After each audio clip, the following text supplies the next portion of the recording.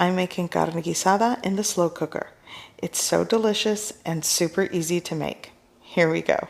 I'm working with a beef chuck roast, and I cut that or cube that up, and it's going into my 6-quart crock pot, and I'm going to spread that out. I'm going to be adding some fresh ingredients. I'm going to chop half of an onion and add that. I have some Roma tomato that I'm going to chop and dice and add that into the slow cooker. Here I'm going to be working with 4 cloves of garlic. 3 to 4 cloves works. And I'm also going to be adding some onion powder, garlic powder. Here I added a little cracked black pepper, but I forgot I also am using some cumin seeds with black peppercorn that I've grinded up, and I'm going to add like a teaspoon to a teaspoon and a half of that. Now you could brown this before adding it, but I'm going to add some Maggi seasoning for a little bit of color and flavor. And I'm going to be adding some beef broth into the mix. And I'm going to make this flour slurry to thicken the gravy in the slow cooker. I'm adding flour to the beef broth, and I'm going to mix that well. And here I'm just going to pour it into the crock pot with everything else. Like I said, browning your meat first adds so much flavor, but I want this easy. I'm adding salt. I'm going to add 2 bay leaves, or just 1 large one. I'm going to cover with a lid, and I'm going to set to high and cook for about 4.5 to 5 hours. In the meantime, let me show you how to make Mexican style red rice that goes perfect with this. I'm going to be using 1 cup of long grain rice, and I'm going to pre-rinse this or wash this in cold water. Once I'm done rinsing it well, I'm just going to drain any water, kind of give it a shake, and place it over a bowl until I'm ready to use it. This will allow it to sort of drain and dry. So here I have a 1/4 teaspoon of whole cumin seeds and 25 to 30 peppercorns. I'm just going to crush and grind this, and I'm going to use a 1/2 teaspoon of this mixture. You could just use already ground cumin and pepper. So I'm also going to be using some sliced onion. The amount is up to your preference. This is just a little bit of onion slices. Here I have 1 large clove of garlic that I chopped and minced. I will be using 2 cups of water, and 1 can of tomato sauce typically comes in 8 ounces. I'm only going to use about 5 ounces of it.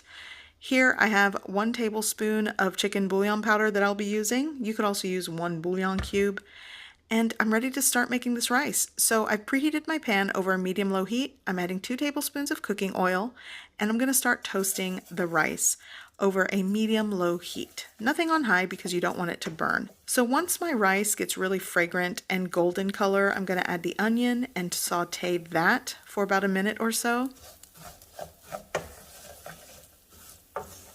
Next, I'm going to add my garlic. Combine and quickly saute because garlic does burn. Now for the ground cumin, black pepper, give that a mix. And I'm adding 1 tablespoon of chicken flavored bouillon powder. Combine that. And now I'm ready to add my tomato sauce. Again, the amount of tomato sauce that you use is to your preference and taste. I'm going with about 5 ounces. I'm going to add my 2 cups of water.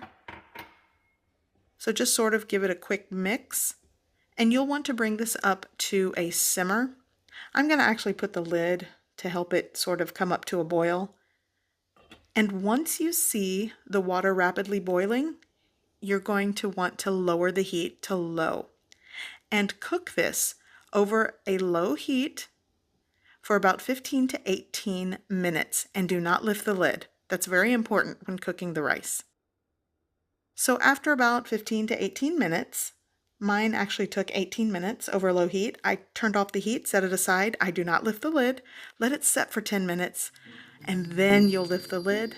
You're going to fluff and serve. So next, I'm going to show you a very simple, easy recipe for soft flour tortillas utilizing self-rising flour and a can of evaporated milk. Okay, so soft 2-ingredient flour tortillas. Here, my first ingredient is self-rising flour. This has salt and baking powder in the mix. If you don't have self-rising flour, then add salt and baking powder. I always like to be cautious, so I'm going with 3/4 of the can. I'm going to just work that in, and if I need more, I'm going to go in with the whole can. That's a 12 fluid ounce can of evaporated milk. And just work that in.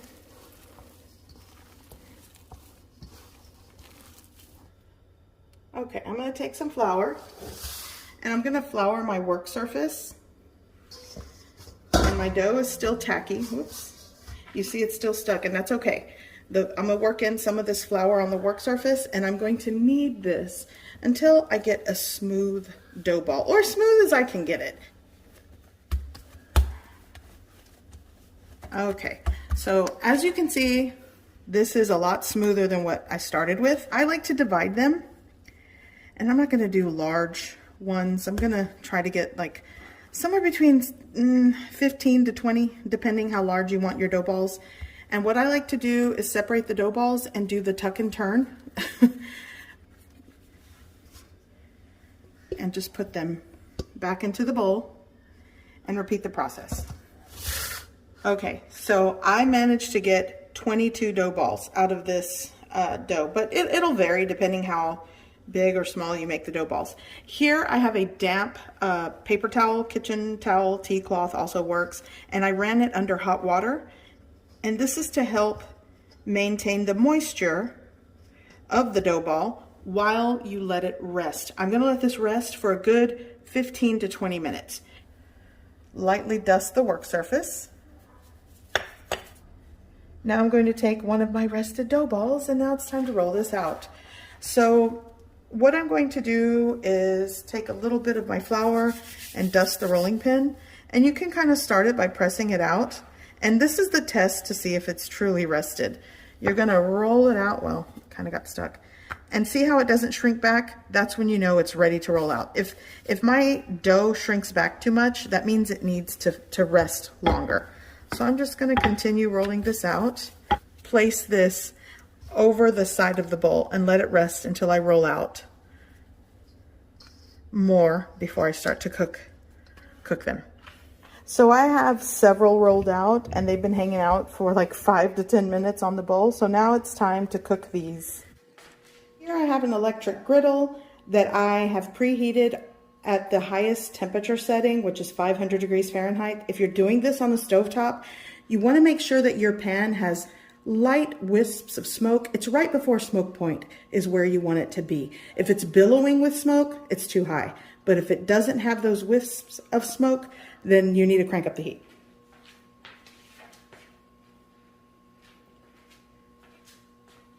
Okay, going on with my first one.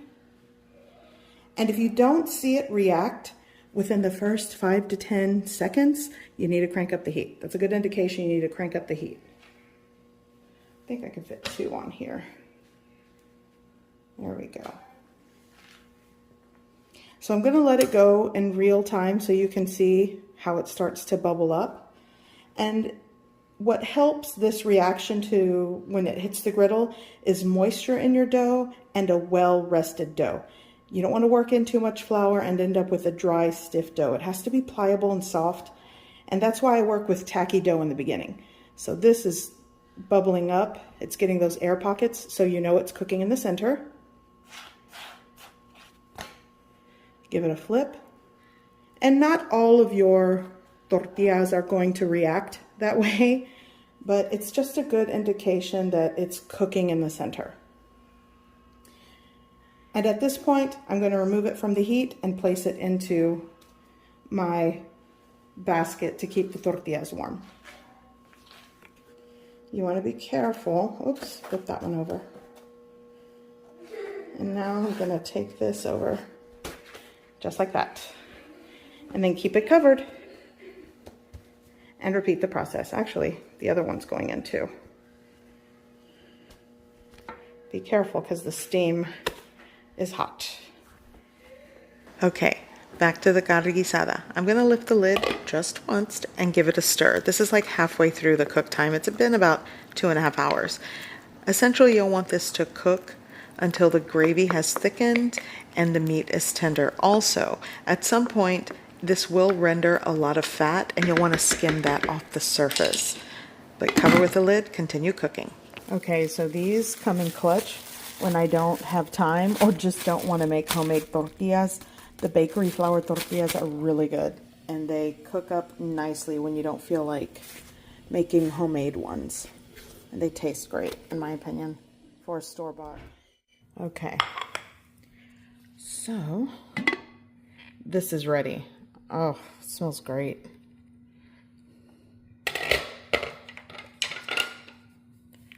I'm gonna give it a stir and see how the gravy part of this carne guisada has thickened. Everything has broken down and the meat is tender. It took 5 hours on high. If you're cooking this on low, 8 to 10. But it's great when you want to just put it in the slow cooker and have a delicious meal of carne guisada. So like I said earlier, serve with your favorite Mexican rice or beans. And I will link some of these recipes in the description below. But today I'm making tacos. So be sure to give this video a like, comment down below some of your favorite slow cooker recipes, and be sure to share this video with someone that'll find it helpful, and I'll see you in the next one. Bye.